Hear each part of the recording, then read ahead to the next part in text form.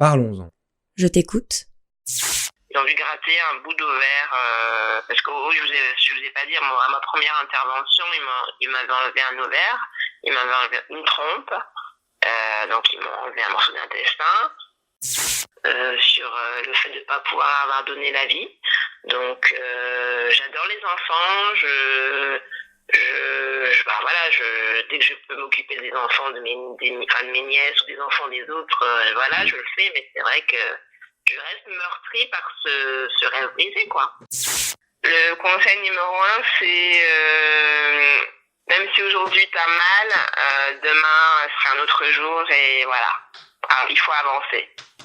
Il faut accepter d'être mal, il faut craquer, pleurer, crier, voilà. Mais il faut se prendre en charge pour que l'avenir soit meilleur, quoi. Il faut pas être spectateur, il faut être acteur de la maladie. Écoutez-vous. Écoutez-vous. Écoutez-vous. Écoutez-vous. Écoutez-vous. Écoutez-vous. Écoutez-vous. Écoutez-vous. Écoutez-vous.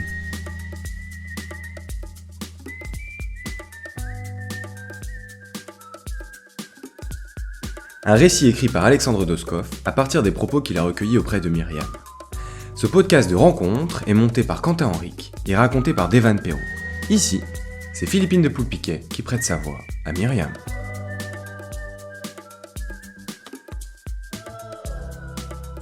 Comme l'immense majorité des femmes atteintes d'endométriose, Myriam a découvert sa maladie plusieurs années après l'apparition des premiers symptômes. Dans son cas, c'est avec une décennie de retard que les médecins ont fini par mettre un nom sur son mal.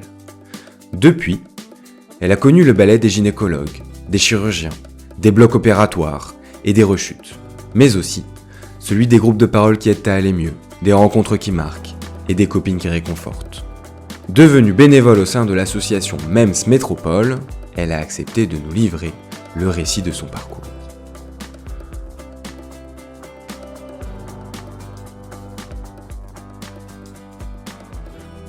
C'est un prospectus du genre tape à l'œil. Le mot endométriose y est imprimé en grosses lettres majuscules jaunes, et juste en dessous de cette titraille massive, une injonction est écrite en fines lettres bleues. Parlons-en. Sur la gauche du tract figure une liste de symptômes liés à la maladie parmi lesquels règles hémorragiques ou encore problèmes de fertilité. Enfin, en plein centre de l'affichette, cette question. Est-ce normal, docteur ? Suivi de la réponse non. Mais ce qui interpelle immédiatement celui ou celle qui pose les yeux sur les dépliants, c'est la photo qui l'illustre en fond et qui représente le buste d'une femme portant un haut d'un jaune éclatant. Le vêtement est court et laisse le ventre apparent. Le spectateur peut donc s'attarder sur la longue cicatrice qui en lézarde la peau et qui traverse le nombril de haut en bas. Ce ventre, c'est celui de Myriam. Et au départ, ces clichés réalisés par un photographe professionnel n'avaient pas vocation à se retrouver sur un tract de l'association MEMS Métropole. Mon endométriose, ma souffrance. J'ai fait ces photos pour moi, pour apprendre à accepter mon nouveau corps. J'ai eu du mal. Il m'a fallu quelques années. Accepter d'avoir des cicatrices, c'est pas évident. Mais Myriam est une bénévole plus qu'active au sein de MEMS, et elle a finalement accepté de prêter son image à cette campagne. On en a fait des dépliants pour l'asso. Au début, j'ai eu du mal à me voir sur les réseaux, mais on ne voit pas ma tête. Peu de personnes savent que c'est moi. Je pense que la maladie était là depuis longtemps.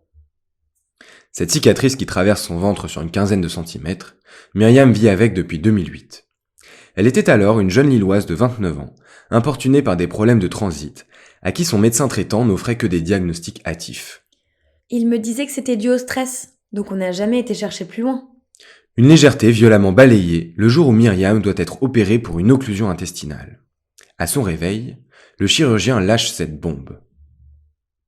Madame, votre occlusion était due à une endométriose. Et Myriam sombre aussitôt dans l'incompréhension. J'avais jamais entendu parler de ça. J'ai dit quoi ? C'est quoi ce truc-là ? Mon monde s'écroulait. Non seulement je venais de me faire opérer en urgence pour une occlusion, mais en plus, j'apprenais que j'avais une autre maladie qui allait nécessiter une autre opération.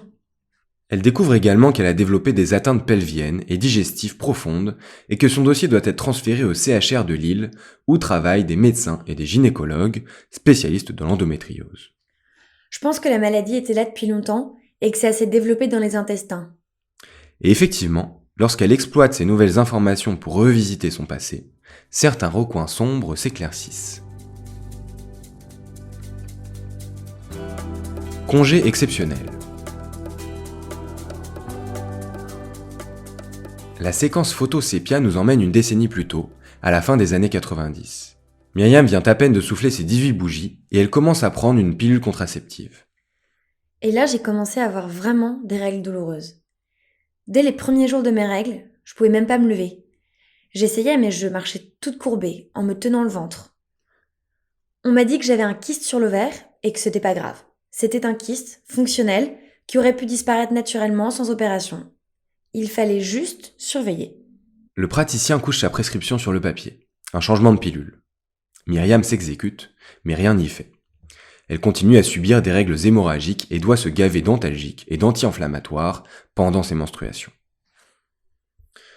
Elle demande conseil à ses sœurs et à sa mère, mais les remèdes qu'on lui propose sont rudimentaires. Un spasfon, une bouillotte et une bonne dose de cran.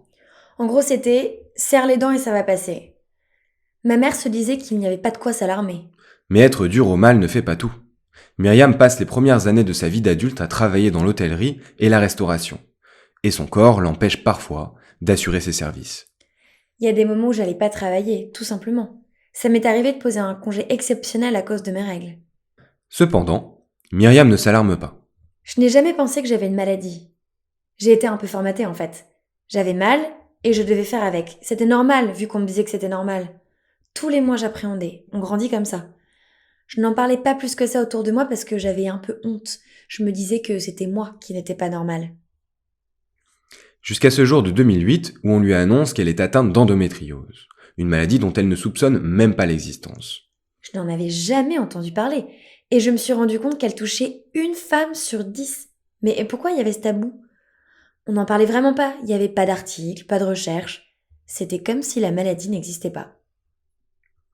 La bonne nouvelle, c'est que les médecins du CHR de Lille se mettent au travail à la seconde où le dossier de Myriam leur est transmis et lui font passer une batterie d'examens exploratoires. IRM, échographie, coloscanner. Pendant des mois, Myriam enchaîne les allers-retours à l'hôpital avant d'être finalement opérée en juillet 2009. Elle passera 8 heures au bloc opératoire avant de se réveiller avec un ovaire, une trompe et un morceau d'intestin en moins, ainsi qu'une stomie qu'on lui demande de garder pendant 10 semaines.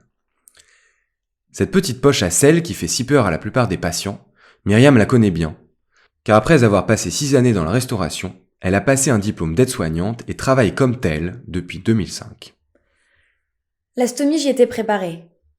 Comme je suis dans le médical, j'avais déjà soigné des personnes avec une stomie. Mais pour quelqu'un qui ne connaît pas, c'est très très difficile, c'est dégradant. J'ai connu des nanas qui n'arrivaient pas à la toucher, limite à la regarder, même en se disant que c'était temporaire. Moi j'ai eu la chance de l'accepter vite. Myriam rentre ensuite chez elle, où l'attend une convalescence de 2 à 3 mois. Coincée entre les murs de son domicile, elle tue le temps entre les soins infirmiers, les visites de ses sœurs, ses chats, et la télévision qui tourne pour rien, ou presque. Je regardais les séries qui passent l'après-midi, mais comme j'étais très fatiguée, parfois je regardais que le début, puis je m'endormais. C'était plus une télévision de compagnie, c'était plus pour avoir un bruit de fond. Elle doit en plus faire face à certains de ses proches qui ont sabré le champagne un peu trop vite. Après l'opération, ils ont dit « c'est bon, elle s'est fait opérer, elle est tranquille ». Alors que non. Ça a été long de leur faire comprendre que cette maladie est complexe. J'ai eu beaucoup de mal. À la suite de l'intervention, Myriam reste en effet dans le collimateur des médecins. Elle est aussi placée sous pilule en continu, mais peine à respecter cette obligation quotidienne. Consciente d'avoir été mauvaise élève, Myriam ne se cherche pas d'excuses. Je suis pas très médicament. Donc au bout d'un moment, j'ai décidé d'arrêter cette pilule qui me prenait plus la tête qu'autre chose. J'oubliais tout le temps, je prenais aussi du poids. Je me rendais pas compte que je prenais un risque, j'en avais marre. J'étais un peu insouciante, je n'ai pas demandé à mon gynéco. Et je l'ai regretté par la suite. Les douleurs reviennent au cours de l'année 2012, violentes, intenses, féroces. Myriam applique dans un premier temps les remèdes de sa jeunesse, la robustesse et les antalgiques. J'ai un seuil de résistance à la douleur assez élevé. Jusqu'au moment où la volonté ne suffit plus. Un jour, je me lève, je prépare ma valise et je me dis c'est bon. Je vais à l'hôpital et ils vont me garder. Et découvrir qu'elle souffre d'une insuffisance rénale causée par une récidive de la maladie, avant de lui poser une sonde urinaire de type double J. Après des examens poussés, Les médecins décident de l'opérer à nouveau en 2013 pour retirer le nodule créé par la maladie qui comprime son urètre et entraîne l'insuffisance rénale. Et là, le stress est arrivé. Je me suis dit, c'est pas possible, je vais pas revivre ça. Comme un réflexe, elle tape le mot endométriose sur Facebook et tombe rapidement sur un groupe de parole intitulé MEMS Métropole. La veille de son opération, elle y glisse un petit commentaire et reçoit des messages de soutien en masse. Ça m'a beaucoup aidé pendant mon hospitalisation d'avoir ce soutien de nanas que je ne connaissais pas. Le fait de parler à des femmes qui sont passées par là, il y a ce lien très fort qui nous unit avec cette maladie. Donc j'ai mieux vécu mon hospitalisation. En sortant de l'hôpital, elle continue à échanger avec ses nouvelles amies et devient bénévole pour l'association. J'ai eu de la chance de tomber sur ce groupe. Ça m'a beaucoup apporté et ça m'a permis d'accepter mieux la maladie. Parler de douleurs de règles, c'est pas évident. On passe pour des chochottes.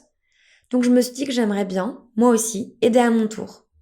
Et aujourd'hui, j'essaie d'apporter aux autres en organisant des réunions dans ma région. J'ai fait de superbes rencontres. On va dire que c'est le côté positif de la maladie. Le côté sombre, lui, n'a pas disparu pour autant. De l'espoir à donner. Les 2 opérations que Myriam a subies ont laissé de lourdes marques, surtout sur son appareil reproducteur. Sachant qu'il ne me restait plus qu'un bout d'ovaire, le gynéco m'a dit qu'avoir un enfant serait très compliqué. L'option de la PMA est évoquée, mais le processus passe par des injections d'hormones et le risque que l'endométriose revienne est jugé trop élevé. Reste le don d'ovocytes. Mais en raison de l'âge et du passé médical de Myriam, les chances de succès sont extrêmement limitées.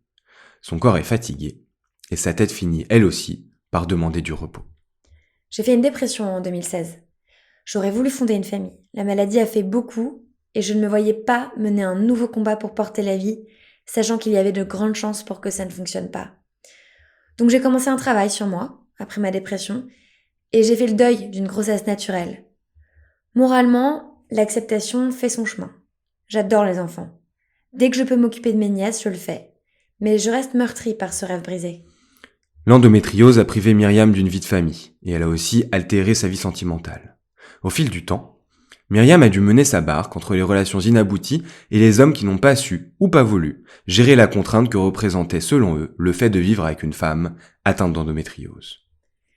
Ma maladie a eu beaucoup d'incidences sur mes relations de couple et sur ma vie sociale en général, oui.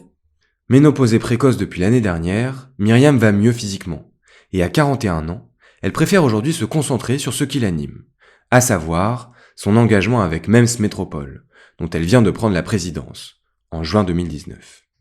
J'ai eu ces combats à mener, j'en aurai d'autres à l'avenir, mais je garde toujours espoir, et grâce à l'association, je donne de l'espoir à d'autres femmes.